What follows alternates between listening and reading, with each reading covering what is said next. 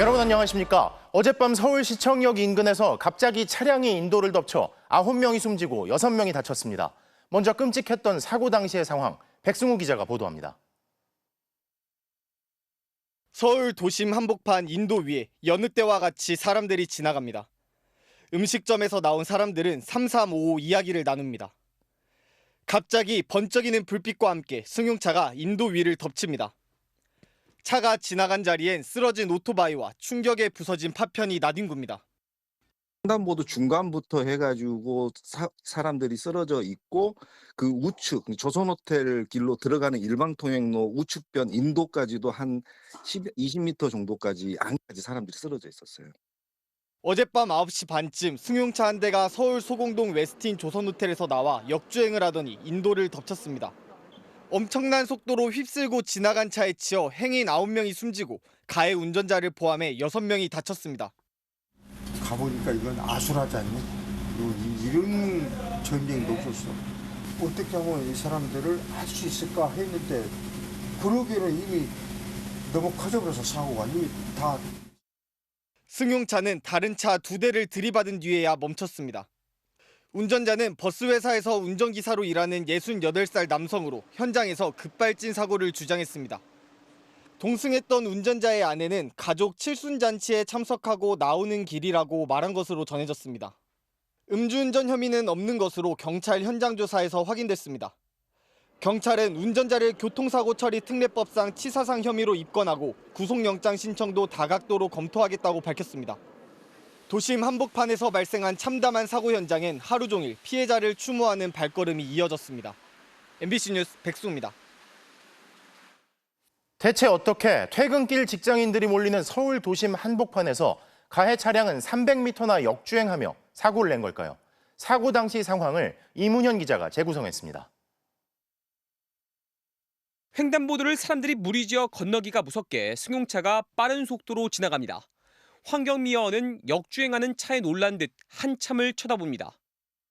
68살 차 모시는 부인과 함께 웨스틴 조선호텔에서 준대형 승용차인 제네시스를 몰고 출발했습니다.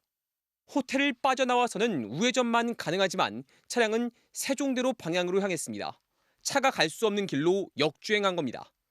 250m가량 역주행을 하던 차 씨는 결국 인도까지 올라와 보행자들을 잇따라 들이받았습니다. 속도를 줄이지 않은 차 씨는 이후에도 승용차 2대와 충돌하면서 도로를 가로지른 뒤 멈춰섰습니다. 호텔부터 약 300m를 역주행한 겁니다. 요거는 일방통행인데 지금 반대로 왔잖아. 어떻게 하면 이 사람들을 할 수 있을까 했는데 그러기에는 이미 너무 커져버려서. 사고가 난 곳은 서울 도심 한복판, 특히 시청역 주변 이른바 먹자 골목이 있는 곳입니다. 길가에 다니는 분들이 다 피해를 많이 봤어요. 그러니까 대부분 젊은 분들이었어요. 30대, 40대, 노인분들은 안 계셨고. 인도에 설치된 가드레일은 사고 충격으로 완전히 주저앉았습니다. 가드레일은 차량 사고 방지용이 아닌 보행자 무단 횡단 등을 막기 위한 용도여서 피해를 줄이는 데 도움이 되지 못했습니다. 서울시는 이번 사고를 계기로 해당 보도에 차량용 가드레일 설치를 검토 중이라고 밝혔습니다. MBC 뉴스 이문현입니다. 사고 차량 운전자가 급발진을 주장하고 있지만 실제 급발진 여부를 두고선 의견이 갈립니다. 경찰은 운전자 진술일 뿐이라며 국과수에 사고 차량 감정을 의뢰하겠다고 밝혔습니다. 류현준 기자입니다. 목격자들은 사고 당시 굉음을 들었다는 말을 했습니다. 굉음은 흔히 꼽는 급발진의 특징 중 하나입니다. 너무 놀랐고요. 저희 횡단보도 지나자마자 굉장한 굉음으로 스포츠 같은 게 휙 지나가길래 큰일 났다 싶었는데 막. 사고 운전자인 차모 씨가 버스기사 등으로 수십여 년 일해온 점, 68세는 아직 고령이라 보긴 어렵다는 점은 운전 미숙보단 급발진 쪽에 무게를 싣습니다. 정밀 운전 적성 검사를 받아요. 여기를 통과했다는 얘기는 인지 능력이나 판단 능력 같은 것들이 다른 사람보다 월등해요. 반면 급발진 가능성은 희박하다는 주장도 만만치 않습니다. 전문가들은 먼저 사고 차량이 빠르게 달렸을 때 켜진 등과 정지했을 때 들어온 등의 밝기가 다르다는 점을 근거로 제시합니다. 브레이크 등보다 어두운 미등이 켜진 것일 뿐이다. 즉 브레이크를 밟지 않았을 가능성이 높다는 겁니다. 굉음도 급발진의 직접 증거가 될 수는 없다고 설명합니다.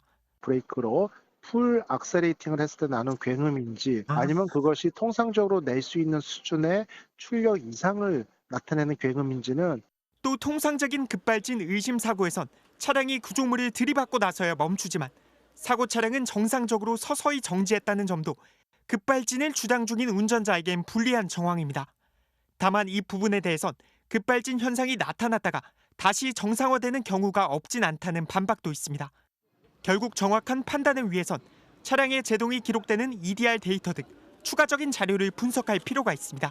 현 상태에서는 급발진보다도 운전자 실수의 가능성이 더 높은, 그러나 앞으로 추후에 어떻게 될지는 앞으로 증거를 여러 가지를 봐야 된다고 봅니다. 경찰은 급발진은 피의자 진술일 뿐이라며 사고 차량을 국립과학수사연구원에 감정 의뢰하겠다고 밝혔습니다. MBC 뉴스 류현준입니다.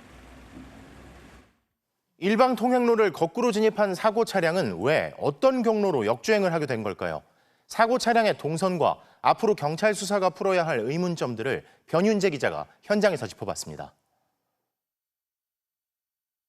60대 남성 차모 씨가 제네시스를 몰고 출발한 지점은 사람들을 덮친 곳에서 약 250m 떨어진 웨스틴 조선호텔이었습니다.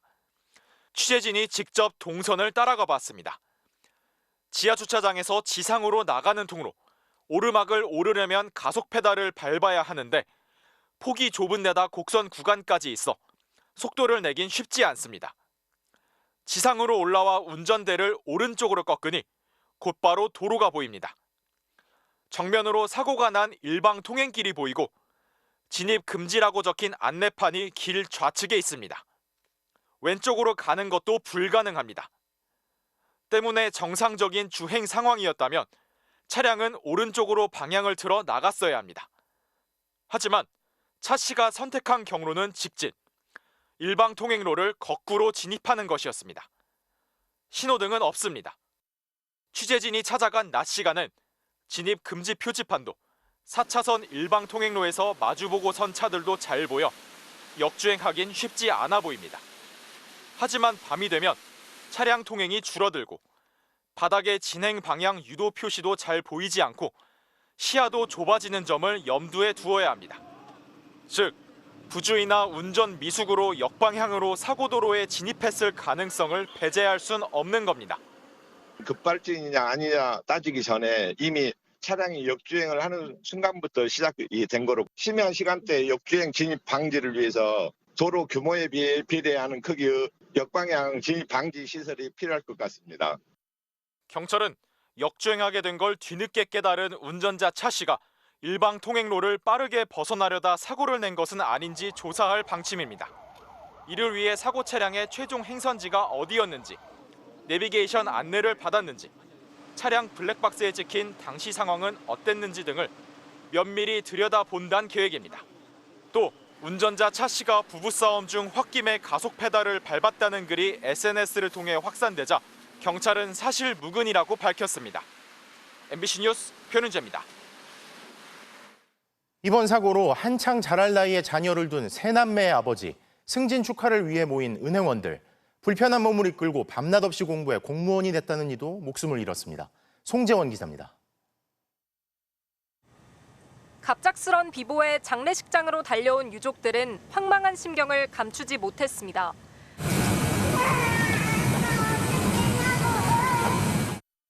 어떤 상황에서 죽을지 모르거든요. 연락받으면 일단 그 장례식장으로 온 겁니다. 아유, 착하디 착한 조카죠. 서울시는 이번 사고로 직원 2명을 잃었습니다. 그중 한 명인 52살 청사운영 팀장 김인병 씨는 집안의 자랑이었습니다. 7남매 중 막내로 태어난 김 씨는 어릴 적 사고로 한쪽 눈의 시력을 잃었지만 밤낮 없이 공부해 공무원이 됐습니다. 우리 집안에 명절 때 오면 비타민이었어요. 그래서 명절 때나 제사 때 오면은 그 동생이 없으면은 재미가 없을 정도로 항상 웃음을 안겨주고 식구들이 너무 좋아했거든요. 10여 년 전 세금 징수과에서 일할 당시엔 TV 프로그램에도 여러 번 출연했는데 형은 당시 영상을 여전히 간직하고 있습니다. 이달의 동생이 항상 대력이 굉장히 많이 나왔으니까 이때는 이틀에 한 번씩 나왔죠. 누구보다 공직에 자부심을 갖고 성실히 일했던 김 씨는 늦은 저녁을 먹고 남은 일을 하기 위해 청사로 돌아가던 길에 변을 당했습니다. 야근을 한 뒤 김 씨와 함께 밥을 먹은 30대 주무관 윤모 씨 또한 사고에 휘말려 숨졌습니다. 놀아보지도 못하고 공부만 하고 일만 하고 시청됐다고 너무 좋아했는데 시청 앞에서 이렇게 이런 안 좋은 일이 생겨서. 시청역 인근에 본점을 둔 은행 직원 4명도 한꺼번에 목숨을 잃었습니다. 40대 남성 1명과 50대 남성 3명으로 일행의 승진을 축하하기 위해 저녁 자리를 가졌다가 사고를 당했습니다. 세 남매는 졸지에 아버지를 잃었습니다.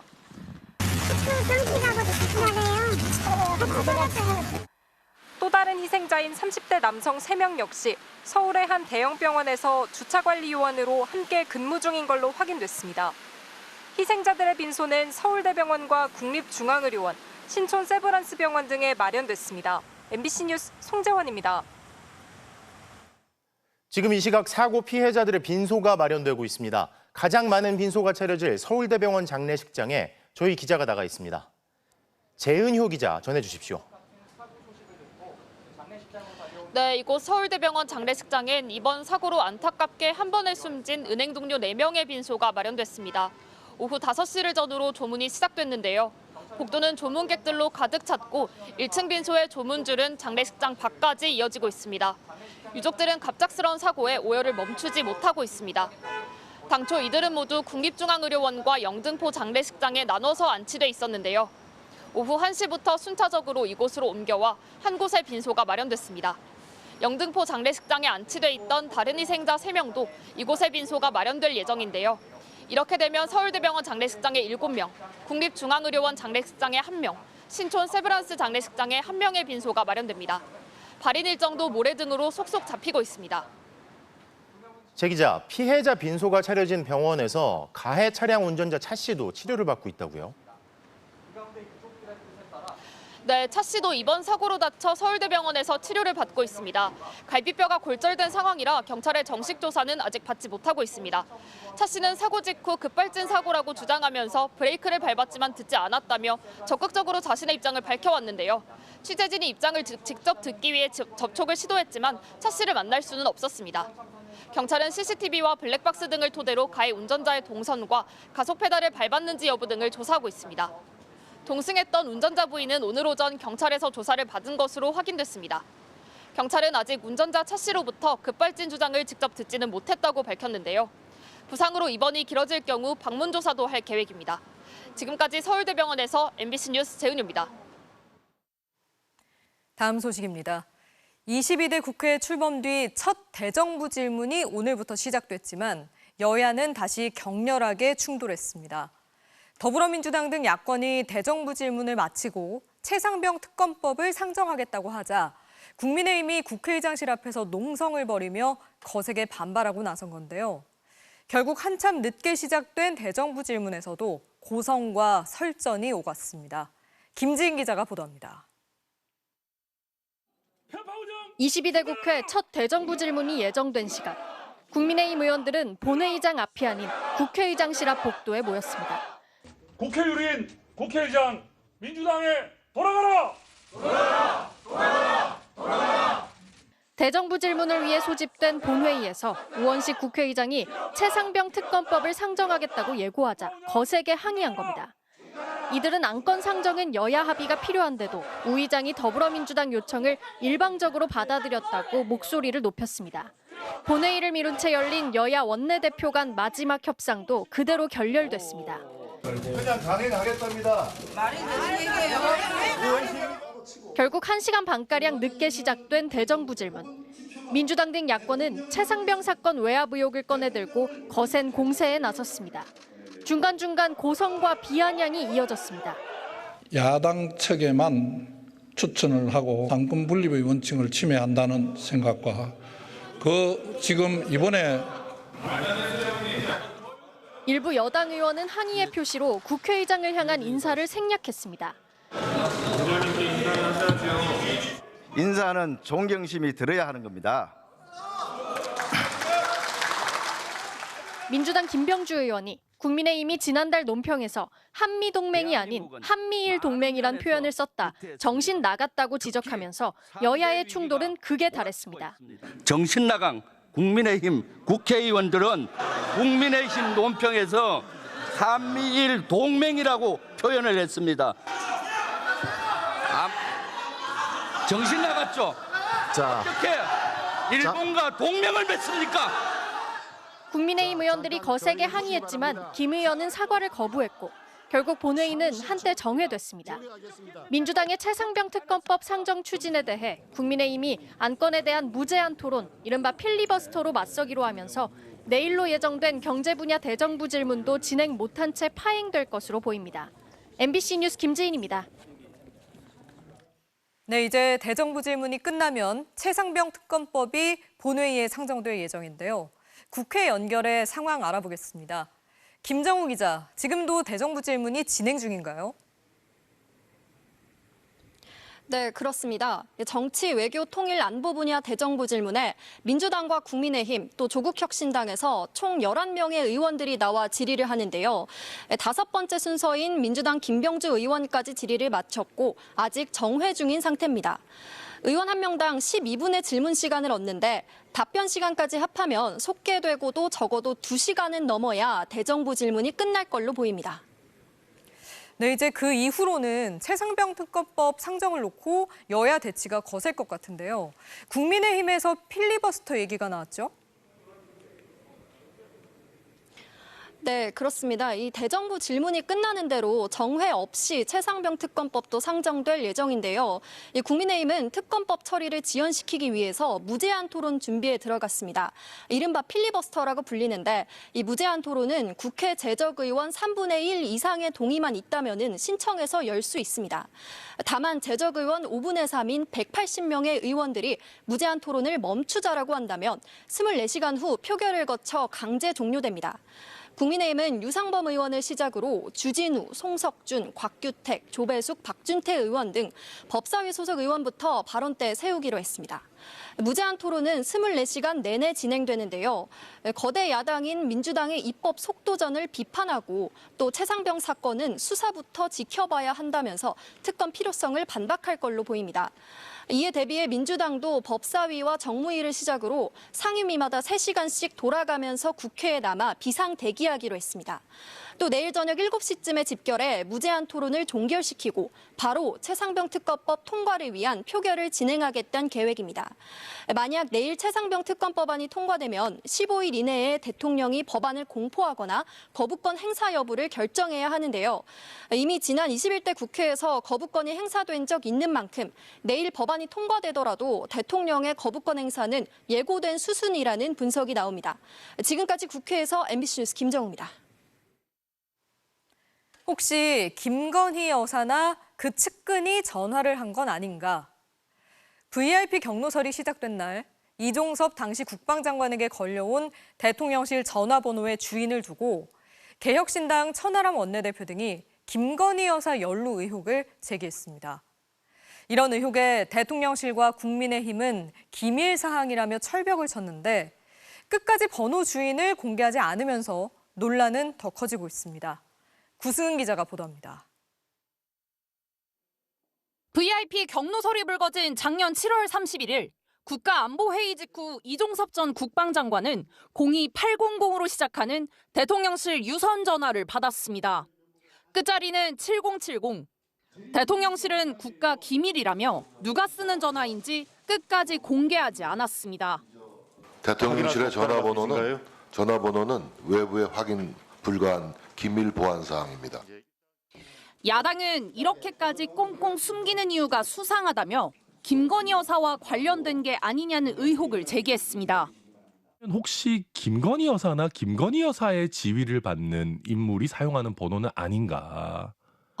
그렇기 때문에 이렇게까지 결사적으로 절대 못 알려주겠다. 안보실이나 비서실은 아니라는 대통령실 참모들의 증언을 토대로 그럼 대통령이나 대통령 측근만 남는다는 주장도 나왔습니다. 그러면 남은 사람은 누굽니까? 대통령밖에 없거든요. 아니면 대통령의 권위를 인정받은 사람, 아주 가까운 측근들, 즉 부속비서관이라든지. MBC가 확보한 대통령실 직원들의 명함을 보면 뒷자리가 70으로 시작하는 번호 가운데 부속실이 있는 걸로 확인됐습니다.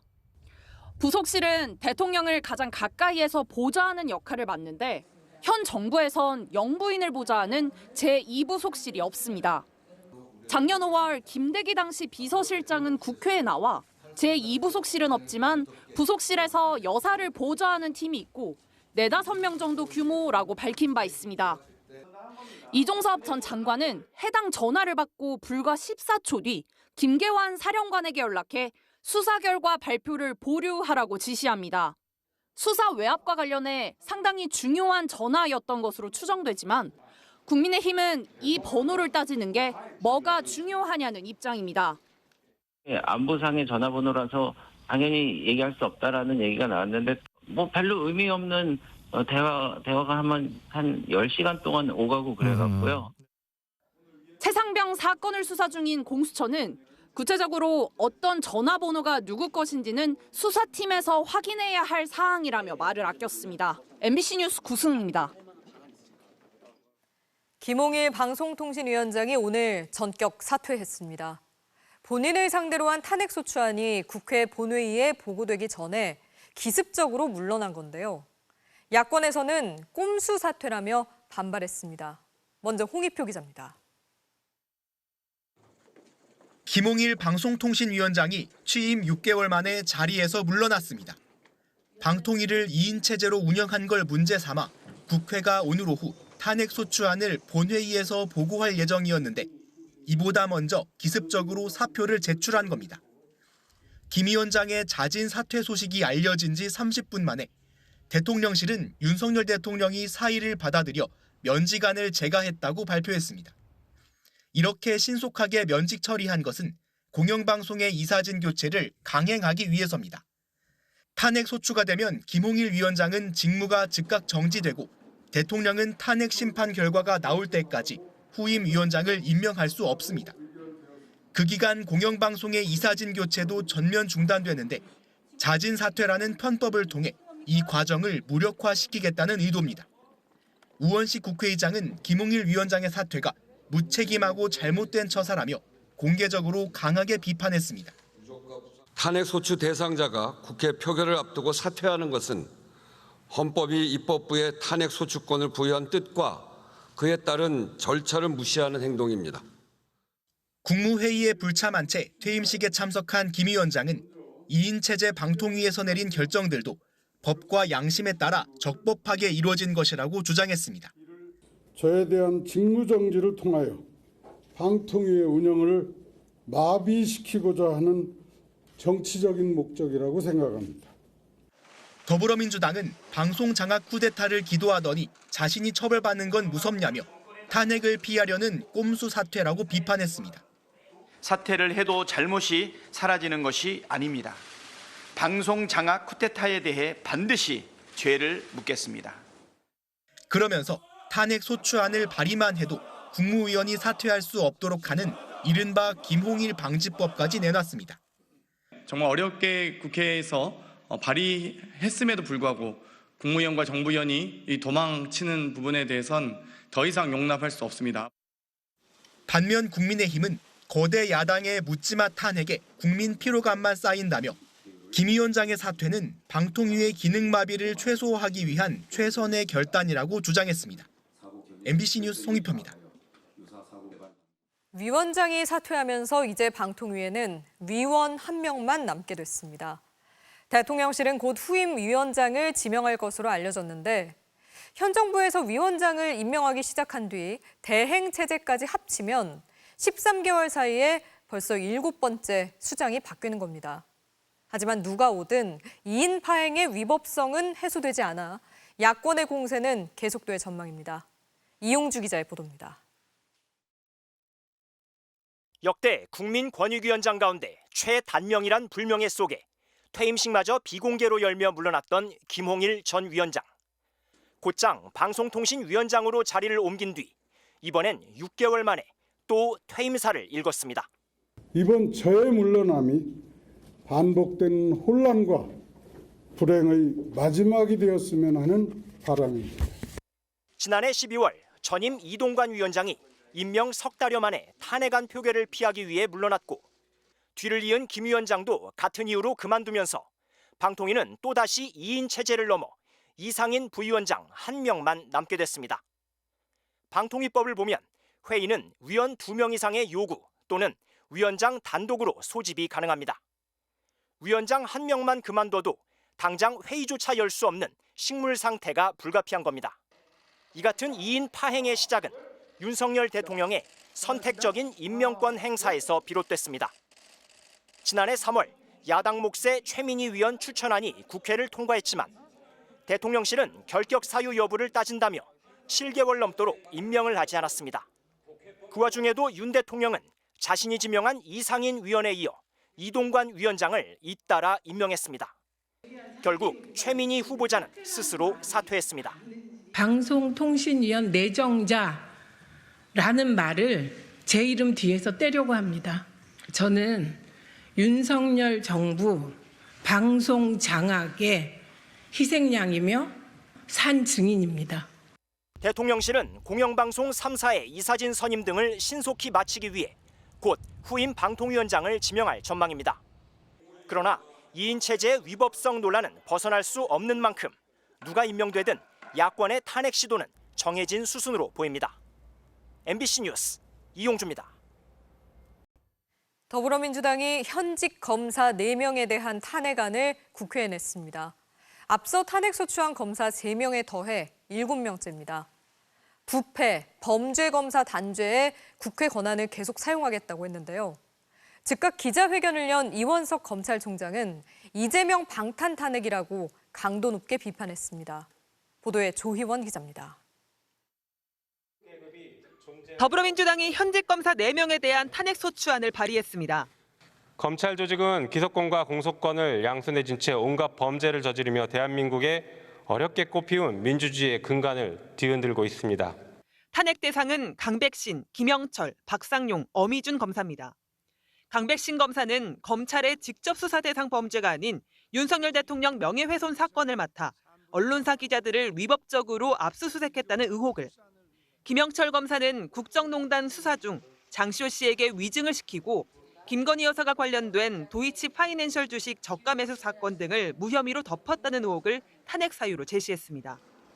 박상용 검사는 대북 송금 수사 과정에서 이화영 전 부지사에게 허위 진술을 요구한 의혹을, 어미준 검사는 한명숙 전 국무총리의 불법 정치자금 재판에 허위 증언을 연습시킨 증인을 출석시킨 의혹을 이유로 들었습니다. 이원석 검찰총장은 즉각 기자회견을 열어 반박했습니다. 대검 참모들까지 대동한 이 총장은 이재명 전 대표를 수사한 검사들에 대한 보복 탄핵이라고 규정했습니다. 사법 시스템을 무너뜨려 이재명 대표에 대한 형사처벌 자체를 근본적으로 지워버리겠다는 방탄을 목적으로 하는 시도입니다. 탄핵 대상 검사들이 모두 이재명 전 대표나 민주당을 둘러싼 의혹을 수사해온 검사라는 겁니다. 또 의혹들의 근거도 언론 기사뿐이라면서 검사를 탄핵한다 해도 죄가 없어지진 않는다고 했습니다. 대통령실도 결국 이재명 대표 수사권을 민주당에게 달라는 것이라고 비판했습니다. 당장 검사 4명에 대한 탄핵 소추안이 국회 법제사법위원회로 넘어가 논의 절차를 거치게 되는 만큼 여야의 치열한 공방이 예상됩니다. MBC 뉴스 조희원입니다. 내일부터 다시 장맛비가 내릴 것으로 보입니다. 최고 100mm까지 폭우가 쏟아지는 곳도 있는데요. 기상센터 연결합니다. 최아리 캐스터 전해주시죠. 네, 오늘 중부지방에 강하고 많은 장맛비가 내렸습니다. 구름 모습을 보시면 중국에서 발달한 저기압이 정체전선을 중부지방까지 끌어올렸는데요. 지금은 저기압의 중심이 북쪽으로 빠져나가고 있지만 경기만 부근 서해 먼바다에서 또 다른 비구름이 발달 중입니다. 레이더 영상에서 보시다시피 지금은 대체로 약해진 비구름이 수도권과 강원도 쪽에 비를 뿌리고 있는데요. 하지만 밤사이 또 한 차례 강한 비가 오겠습니다. 이미 오늘 낮 동안 많은 비가 내렸습니다. 지도에 짙은 색으로 나타나는 중부지방에 특히 비가 집중됐습니다. 경기 이천에 90.5mm, 군산 84.5mm, 서울도 62.9mm의 비가 왔습니다. 특히 이천에서는 시간당 40mm의 비가 한꺼번에 쏟아지기도 했는데요. 내일 오전까지 예상 강우량은 서울에 5에서 40mm, 그 밖에 전국에 최고 60mm, 광주 등 전남 서부 지역은 100mm 이상이 되겠습니다. 이번 비는 내일 낮에 소강 상태를 보이겠는데요. 하지만 이 이후의 장마 전망을 보시면 보시면요. 내내 비가 계속되는데 특히 이번 주 후반부터 주말 사이 또 큰 비가 내릴 가능성이 있습니다. 내일 더 상세한 장마 소식을 전해드리겠습니다. 지금까지 기상센터였습니다. 잠시 음향 상태가 고르지 않은 점 양해 말씀 부탁드리겠습니다. 이러한 장마철 침수 피해의 주요 원인 중 하나가 오래된 하수관인데요. 노후 하수관이 왜 문제인지, 대책은 마련되고 있는지 이선영 기자가 취재했습니다. 경남 함안군의 한 왕복 2차선 도로. 오늘 새벽 40mm도 내리지 않은 비에도 하수관 주변에 빗물이 고였습니다. 버스 정류소 만들면서 아예 막혀버렸어요. 그러니까 진짜 비 올 때는 여기 이만큼 고여요. 너무 많이 오니까. 빗물바지를 뜯어내자 하수관에 가득 찬 오물이 보입니다. 오물을 괭이로 긁어내고 준설 장비로도 한참 빨아들이는 작업이 반복됩니다. 현장에서는 7.5톤의 준설량이 나왔고 오늘 오후에도 실은 애국적으로 작업을 할 예정입니다. 경남 지역에선 장마가 본격 시작된 지난 주말에만 10건이 넘는 침수 사고가 발생했습니다. 침수 피해를 막기 위해 하수관의 맨홀과 빗물바지 등 80만여 곳을 점검했지만 역부족이었습니다. 이 하수관의 크기는 가로 세로 50cm인데요. 약 30년 전 이 도로가 만들어질 때의 강우 기준에 따라 설계됐습니다. 최근에는 비가 이제 우리가 설계했던 크기에 비해서 더 많이 오는 경우가 있어서 지난해 8월 경남 창원에선 도로가 침수되고 맨홀 뚜껑이 시내버스 바닥을 뚫는 사고가 일어났고 농가에선 역류한 오물이 논밭으로 들어가 농작물을 망치기도 했습니다. 자꾸 이거 흑색이 이제 저무 이런 데가 있다 이 말이야. 이 안 올라오면 이 덜 밑에 전체. 전국에서 만들어진 지 20년이 넘은 하수관은 모두 7만 2천여 킬로미터로 전체 하수관로의 43% 수준, 60%를 넘긴 지자체도 4곳이나 됩니다. 노후 하수관을 교체해야 하지만 지자체 예산으로는 감당하기 어렵습니다. 사업비가 확보되지 않아서 긴급하게 보수해야 될 60m를 저희들이 시 자체 예산으로 4억 8천을 들여서 긴급하게 보수를 했고 올 장마철도 갑작스럽게 많은 비가 내릴 것으로 예상되는 만큼 정부 차원에서 적극적인 하수도 관리가 필요하다는 지적이 나오고 있습니다. MBC 뉴스 이선영입니다. 대통령 부인 김건희 여사의 계좌가 시세 조정에 동원됐다고 1심 법원이 인정하면서 김 여사의 연루 의혹이 끊이지 않았지만 정작 김 여사는 4년 넘게 한 차례 서면 진술서만 내면서 검찰 수사 관련 논란을 키워온 도이치모터스 주가 조작 사건. 오늘 항소심 재판 절차가 마무리됐고 검찰은 소위 쩐주에게도 징역 3년을 구형했는데 2심 판결이 나오면 검찰 수사가 지금까지와는 달라질까요? 박솔립 기자입니다. 주가 조작 혐의로 1심에서 유죄를 선고받은 권오수 전 도이치모터스 회장. 검찰은 징역 8년에 벌금 150억 원을 선고해달라고 항소심 재판부에 요청했습니다. 1심 재판부가 일부 범행은 공소시효가 지났다고 본 데 대해 검찰은 권 전 회장을 정점으로 3년에 걸쳐 계속해서 이뤄진 범행이라고 강조했습니다. 김건희 여사가 직접 그러면 주문했다는 게 오늘 취지 맞나요? 검찰 주장이 받아들여질 경우 범행 기간이 늘어나 다른 일당들도 처벌이 무거워질 수 있습니다. 검찰은 또 주가 조작 공모 혐의로 기소돼 1심에서 무죄를 선고받은 손모 씨에 대해서도 징역 3년을 선고해달라고 요청했습니다. 손 씨는 돈을 댄 전주 역할을 한 것으로 의심받고 있습니다.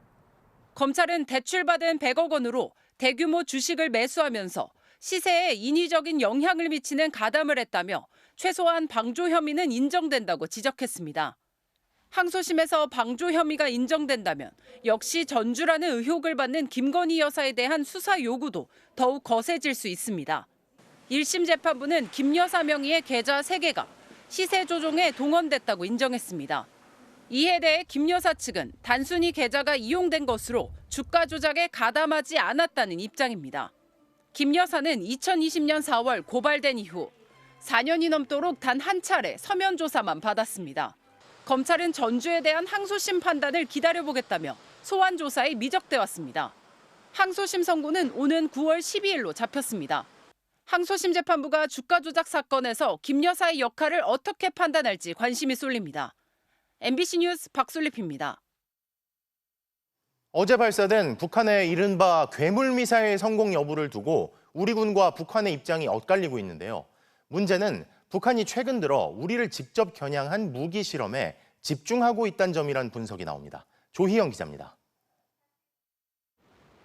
군 당국은 어제 새벽 북한이 발사한 두 번째 미사일이 실패했다고 분석했습니다. 사거리가 120km 정도로 짧아 잔해 등이 내륙에 떨어졌을 가능성이 있다는 것이었습니다. 그런데 북한은 이 미사일은 초대형 탄두를 장착한 신형 탄도미사일로 발사에 성공한 것이라고 발표했습니다. 4.5톤의 초대형 탄두를 장착한 신형 화성포 11-4.5였다면서 최대 사거리 500km, 최소 사거리 90km로 발사했다고 주장했습니다. 군 당국은 이번에도 북한의 주장이 과장됐다고 판단했습니다. 사진 한 장 없이 내륙에서 시험한 것이 이상하다는 겁니다.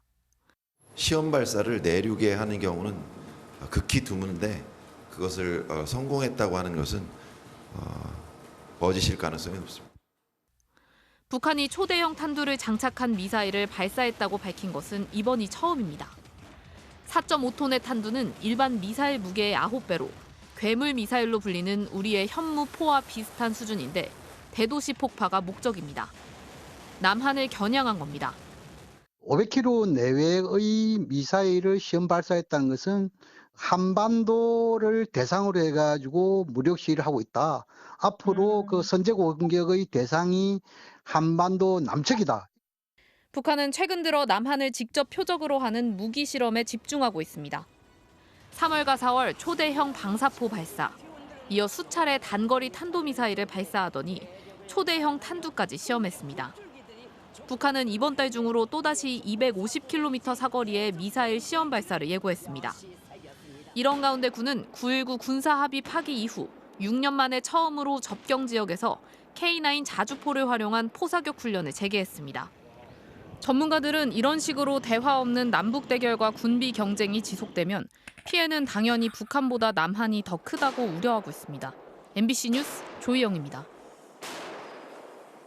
하청업체 소속으로 쿠팡 로켓 배송을 했던 네 아이의 아버지 정슬기 씨가 세상을 떠난 안타까운 사연 어제 전해드렸는데요. 쿠팡 배송 물량을 혼자 감당하지 못했던 정 씨는 알바까지 써가며 배송 마감을 지키려 한 걸로 나타났습니다. 계약 해지를 당하지 않기 위해서였습니다. 차주혁 기자가 취재했습니다. 새벽 4시 10분, 쿠팡 물류 캠프는 밤새 분주합니다. 남양주 2캠프를 나서자 차량이 질주를 시작합니다. 신호 지킬 여유조차 없습니다. 정슬기 씨도 매일 밤 이 길을 따라 차를 몰았습니다. 하루에 보통 몇 개 정도 하시는 거예요? 300개 이상이에요. 항상. 정 씨의 배송 구역은 서울 중랑구 상봉 1동. 그런데 4월 9일부터 일부 구역이 바뀌었습니다. 새로 맡은 곳은 일반 주택이 많고 면적도 2배 넘게 늘었습니다. 엘리베이터 없는 지역이 많다 보니까 뛰어다니려고 하니까 구르기도 많이 구른 것 같고 아침에 오면은 약 발라주기 바빴던 것 같아요.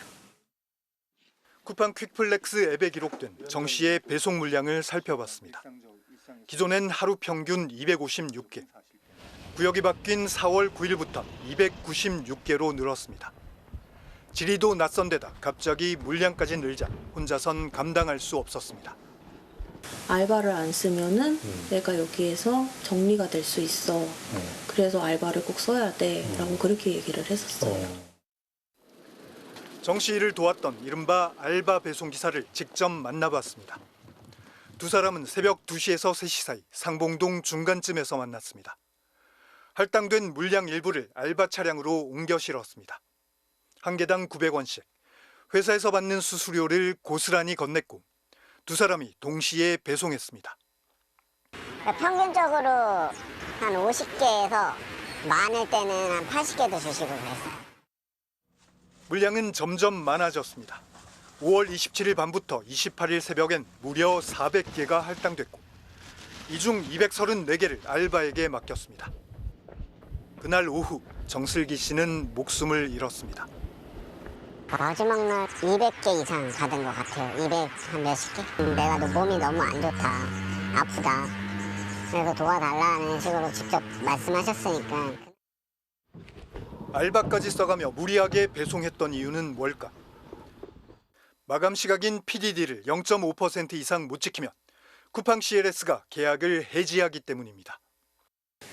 그거를 시간 내에 갖다 주기 위해서 하청 소속 노동자들에게도 이렇게 카톡이라는 수단을 통해서 직접 닥달하고 업무를 강요하고 추가 업무를 얘기하고. 작년 10월 경기도 군포에서도 로켓 배송 하청업체 노동자가 숨졌습니다. 당시 국정감사에 출석한 쿠팡 CLS 대표이사는 이렇게 말했습니다. 새벽 배송의 그 배송직들에 대한 근로 여건도 저희가 상당히 좋게 유지하고 있습니다. 그래서 새벽 배송에 대해서는 원하지 않는 새벽 배송을 하는 경우는 없고. 정슬기 씨의 죽음 이후에도 쿠팡 측은 업무량과 업무 일수는 전문 배송업체와 개인 사업자인 택배기사의 협의에 따라 결정되며 CLS는 관여하지 않는다고 밝혔습니다. MBC 뉴스 차주혁입니다. 수많은 피해를 낳고도 음주운전 사고는 끊이질 않고 있습니다. 시속 159km로 달리는 음주운전 차량에 운전 연습을 하던 10대 운전자가 숨졌고 만취 운전자가 친 오토바이가 인도를 덮치면서 보행자가 심정지 상태로 병원에 이송되기도 했습니다. 전재웅 기자입니다. 주유소 너머로 전조등 불빛이 번쩍이더니 뭔가에 들이받친 차량이 불꽃을 튀기며 도로에 나뒹 겁니다. 이어 앞부분이 찌그러진 스포츠카도 뒤늦게 도로에 멈춰섭니다. 지난달 27일 오전 0시 45분쯤 전북 전주의 한 도로에서 시속 159km로 달리던 스포츠카가 경차를 들이받았습니다. 골목을 빠져나오던 경차는 충격에 수십 미터를 밀려났고 바퀴까지 튕겨져 나왔습니다. 좌회전하는 그런 상황에서 1차로에서 이제 사고가 난 건데 차량 운전자가 들어가 있었어요. 이 사고로 경차를 몰던 18살 운전자가 숨졌고 같은 나이의 동승자는 병원으로 이송됐지만 중태입니다. 이들은 인적이 드문 시간 운전 연습에 나섰다가 사고를 당한 것으로 알려졌습니다. 직진하던 스포츠카는 이곳에서 좌회전하려던 경차를 들이받았는데요. 당시 운전자는 음주 상태로 과속까지 한 것으로 드러났습니다. 경찰은 스포츠카 운전자에 대해 혈중 알코올 농도가 면허 취소 수치를 초과하고 제한 속도가 시속 50km인 도로에서 시속 159km로 달린 것이 드러나기까지의 구속영장을 신청했습니다. 강원도 속초시의 한 도로에서도 만취 상태의 운전자가 몰던 승용차와 오토바이가 충돌하는 사고가 발생했습니다. 이 사고로 튕겨져 나간 오토바이가 인도에 있던 보행자를 덮쳐 한 명이 심정지 상태로 병원에 옮겨지는 등 4명이 다쳤습니다. 경찰은 승용차 운전자의 혈중 알코올 농도가 면허 취소 수준 이상인 것을 파악하고 정확한 사고 경위를 조사하고 있습니다. 최근 잇단 음주운전 사고에 경찰은 이달부터 2달간 여름 휴가철 음주운전 특별 단속을 시행합니다. MBC 뉴스 전재웅입니다. 건강기능식품 판매에 블록체인 사업까지 한다면서 투자자를 끌어모은 업체가 있습니다. 심지어 이 업체의 회장은 실제 교회 목사였는데요. 공정거래위원회가 이를 불법 다단계로 보고 검찰에 고발하기로 했습니다. 피해 액수가 3천억 원에 달합니다. 박소희 기자입니다. 회장님과 계열사 대표님들 다시 한번 박수로 환영해 주시기 바랍니다. 작년 2월 한 업체가 수백 명이 모인 강당에서 비전 선포식을 열었습니다. 블록체인 기반 IT 회사부터 건강기능식품까지 계열사가 8개에 달한다고 강조합니다. 매월 10배씩 성장했습니다. 3개월 동안에 해서 3만 명의 우리 식구가 생겼습니다. 유명 연예인이 출연하는 광고까지 내세워 유망한 사업이라며 투자자를 끌어모았습니다. n분의 1 시스템의 핵심은 뭐냐면 나는 놀아도 회사가 존재하는 한은 돈을 받는다. 내가 죽어도 상속이 된다. 이게 핵심이에요. 놀아도 돈이 오는 겁니다. 특히 업체 회장은 자신이 현직 목사라는 점을 강조했습니다. 저희가 감추지 않는다, 숨기지 않는다. 저 얘기잖아요. 교회가 저희 교회예요. 그런데 이 업체의 핵심 사업은 사실상 불법 다단계였습니다. 자체 개발했다는 플랫폼의 광고 이용권이나 탄소 배출 저감 장치 교환권을 한 개에 55만 원에 팔았습니다. 그리고 다른 투자자를 데려오면 별도 수당을 지급했습니다. 2022년 10월부터 2만 7천여 명을 끌어들여 올린 매출은 3천억 원에 달합니다. 하지만 투자금을 날린 사람들이 속출했습니다. 피해자의 80%는 60대 이상이었습니다. 10원, 20원 뭐 막 그렇게 들어오니까 그거 뭐 들어왔다고 볼 수도 없죠. 조금만 기다리라. 계속. 해당 업체 측은 불법 다단계가 아니라면서 보유한 우량 기업들이 성장하면 수익 구조가 개선될 것이라고 주장하고 있습니다. 공정거래위원회는 이 업체에 대해 방문판매법 위반 혐의로 2개월 영업정지를 명령하고 법인과 대표이사 전 씨를 검찰에 고발하기로 했습니다. MBC 뉴스 박수희입니다. 당권 경쟁이 한창인 국민의힘에서는 오늘 후보자 비전 발표회가 열렸습니다. 그런데 당을 어떻게 살리겠다는 비전보다 비방이 난무했는데요. 특히 한동훈 대세론을 깨려는 다른 후보자들이 일제히 한 후보를 향해 협공에 나섰는데 대통령 탄핵이라는 금기어까지 등장했습니다. 손하늘 기자입니다.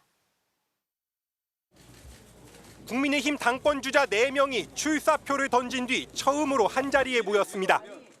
너무 둘이 양강 무도라고 그러는 것 같은데. 아니 양강 무도 많잖아. 여기다 같이 붙여야지 안 되겠다. 같이 붙여야지. 윤석열님도 오세요. 반가운 인사는 잠시뿐. 여론조사에서 당심, 민심 모두 크게 앞선 한동훈 후보를 향해 총공세가 시작됐습니다. 총선 참패 책임론과 윤석열 대통령과의 불화설이 먼저 등장했습니다.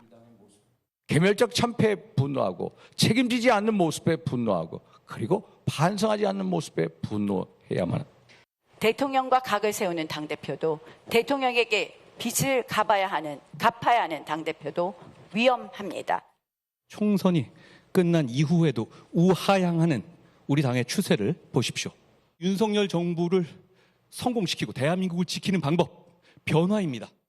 친윤 원희룡 후보는 한동훈 후보가 별도의 최상병 특검법을 추진하겠다고 공약한 점을 부각하며 여권의 금기어인 탄핵까지 거론했고 바로 설전이 이어졌습니다. 탄핵 청원이 지금 100만 명을 지금 육박하고 있는 상황에서 이 특검을 미끼로 한 낚시질에 당 대표가 되겠다는 사람이 일방적으로 앞장서서는 안 된다. 우리 국민의힘의 후보들이 탄핵 이렇게 언급하는 것에서 대단히 불편합니다. 한동훈 후보를 둘러싼 전선은 당권 경쟁 주자들만이 아니었습니다. 한 후보가 방송 인터뷰에서 친윤들의 공세에 반발하면서 작년 3월 김기현 대표가 인위적 지원을 통해 당대표가 됐다고 말하자 김 전 대표가 광화문 광장에서 비 맞고 추위에 떨며 민주당의 폭거에 맞서본 경험이 한 번이라도 있느냐며 직격한 겁니다. 한 후보를 향한 당내 협공이 거세지는 가운데 이른바 한동훈 대세로는 이어질 TV토론과 합동연설회에서 판가름 날 걸로 보입니다. MBC 뉴스 손하늘입니다. 올해 2분기 한국인이 가장 즐겨보는 뉴스 채널은 MBC인 것으로 조사됐습니다. 한국갤럽이 지난 4월부터 6월까지 전국 만 18세 이상 유권자 3,004명을 대상으로 조사했는데요. MBC 뉴스를 가장 즐겨본다는 응답이 21%로 1위를 차지했고 KBS가 15%, YTN 10%로 그 뒤를 이었습니다. 이로써 MBC는 지난해 말부터 3분기 연속 가장 즐겨보는 뉴스 채널에 선정됐습니다. 요즘 빅테크 기업들은 일기예보로도 경쟁하고 있습니다. 날씨 예측에 인공지능을 활용하는 건데요. 우리 기상청도 예보 정확도를 높이기 위해 AI 예측 모델을 도입하기로 했습니다. 김윤미 기자의 단독 보도입니다. 우리 정부가 보유한 컴퓨터 중 제일 비싸고 성능 좋은 건 기상청에 있습니다. 방대한 정보로 복잡한 물리방정식을 풀어야 날씨를 예측할 수 있기 때문입니다. 기상 데이터 입력에서 전지구 예보가 나오기까지 3시간. 그런데 최근 1분도 안 걸려 예보를 내놓는 기술이 나왔습니다. 구글, 엔비디아, 화웨이가 공개한 AI 예보 모델입니다. Extreme events like Chanthu can be super resolved from 25km to 2km resolution with 1,000 times the speed and 3,000 times the energy efficiency of conventional weather models. AI는 방정식을 풀지 않습니다. 대신 40년치 기상 자료를 학습해 스스로 패턴을 추론하고 예보를 내놓는데 성능이 기대 이상입니다. 지난해 북미 지역을 강타한 허리케인 리. 알파고를 개발한 구글 딥마인드가 세계 최고라는 유럽 중기 예보센터보다 3일 먼저 상륙 지점과 시점을 예측했습니다. 전 세계 예보 모델 1, 2등은 이제 AI끼리 다투고 있습니다. Neural networks find visual patterns of cloud behavior from satellite images based on past examples. This is similar to how we process information with our eyes. 한국도 이 경쟁에 뛰어들었습니다. 국립기상과학원이 개발한 AI 예측 모델에 강수 자료를 입력하자 40초 만에 6시간 예보가 나옵니다. 한반도에 특화된 초단기 예측 모델이라 기상재해 대응에 유용할 것으로 기대됩니다. 6시간이라고 하는 거는 방제 대응에 있어서도 굉장히 중요한 시간이거든요. 굉장히 빠른 모델을 굉장히 여러 번 돌려서 정확도가 좀 올라갈 수 있거든요. 기상청과 기상과학원은 우리 독자 모델과 빅테크의 AI 모델을 모두 예보에 활용하도록 7월 안에 시스템을 구축하기로 했습니다. 앞으로 한반도를 넘어 아시아, 전 지구로 예측 범위를 넓힐 계획이지만 문제는 자원입니다. 기상과학원이 AI 학습에 사용한 GPU가 16장. 빅테크 기업들은 예보 기술도 돈이 된다는 판단에 GPU 수천 장을 투입해 기술을 주도하고 있습니다. MBC 뉴스 김윤미입니다.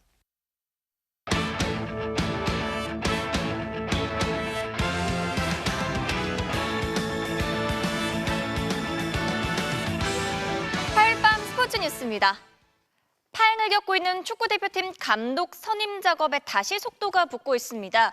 축구협회 이임생 기술이사가 외국인 감독 2명과 협상하기 위해 오늘 유럽으로 떠났고 또 돌아오는 대로 홍명보 울산 감독과도 만날 계획인 걸로 확인됐습니다. 손장훈 기자입니다.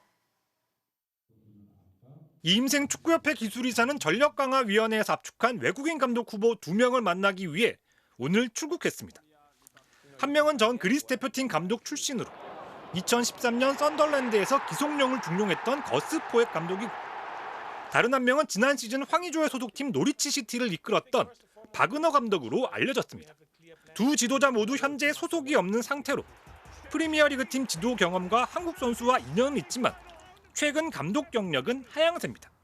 축구협회 관계자는 이임생 이사가 연봉 등 어느 정도 권한을 갖고 협상에 임해 이번 출장에서 구체적인 윤곽은 나올 것이라면서 귀국하는 대로 이미 거절 의사를 밝혔던 홍명보 울산 감독까지 만나본 뒤 결정을 내릴 것이라고 전망했습니다.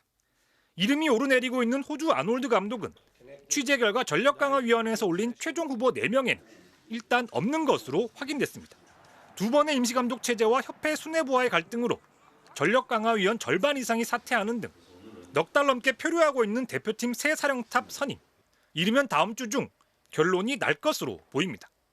MBC 뉴스 손장훈입니다. 프로구단에서 방출돼 사회인 야구까지 전전하다가 올스타 투수로 선정된 인생 역전의 주인공이 있습니다. 올 시즌 NC의 핵심 불펜으로 자리 잡은 김재열 선수를 이명노 기자가 만났습니다. 스트라이크 존 구석을 찌르는 묵직한 직구.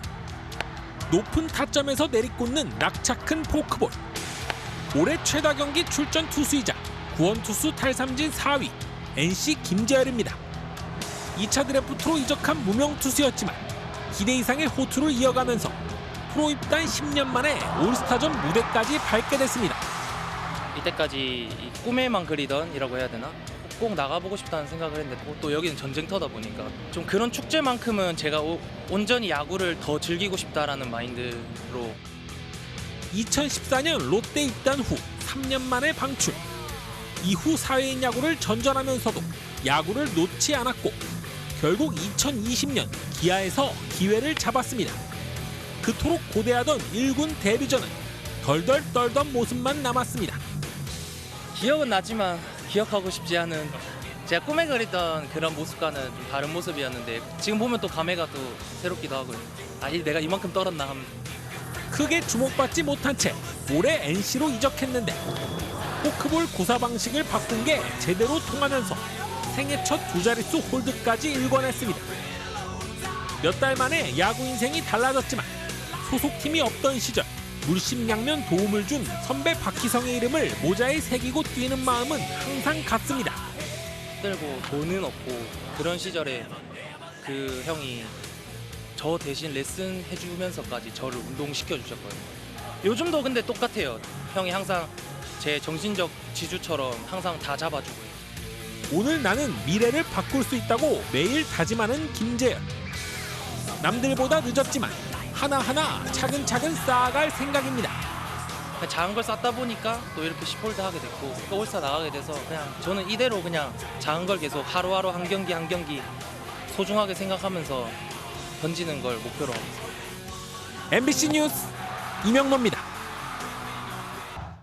프로야구 하나 김태현 선수의 호수비 보시죠. 집중력 있고 과감한 수비 하나로 팀을 2사 만루 위기에서 단숨에 구해냈습니다. 화요일 밤 스포츠 뉴스였습니다.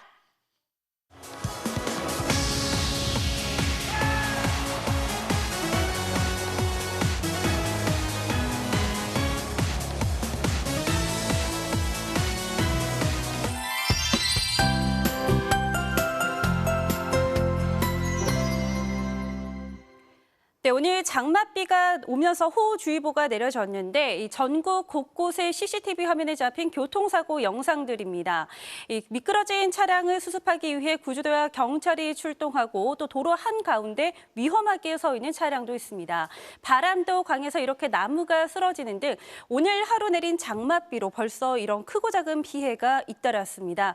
낮 동안 많은 비가 내렸습니다. 주로 짙은 색으로 표시가 된 중부 내륙에서 비가 집중된 게 보입니다.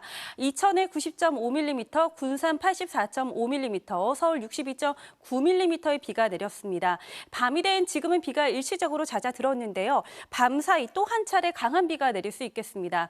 예상 강우량은 서울에 5에서 40mm, 그 밖에 전국에 최고 60mm, 광주 등 전남 서부 지역에 최고 100mm 이상이 되겠습니다. 이번 비는 내일 낮에 소강 상태를 보이겠는데요. 이 이후의 장마 전망을 보시면 이번 주 후반부터 다음 주 초반 사이 또 큰 비가 올 가능성이 있습니다. 이 계속되는 장맛비에 피해를 입지 않도록 유의하셔야겠습니다. 날씨였습니다. 대통령실 전화번호의 주인처럼 기밀이라며 쉬쉬하는 것과는 달리 어제 오늘 대통령 비서실장과 국방부 장관이 직접 분명하게 반복한 말도 있습니다. 최상병 사건 의혹의 본질은 외압이 아니라 항명이란 거죠. 항명죄로 기소된 박정훈 대령은 군사법원에서 재판을 받습니다. 그런데 일반 법원, 판사와 달리 군사법원은 국방장관 소속이고 군 판사는 국방장관이 심사에 임명합니다. 그리고 국방장관을 임명한 건 윤석열 대통령이죠.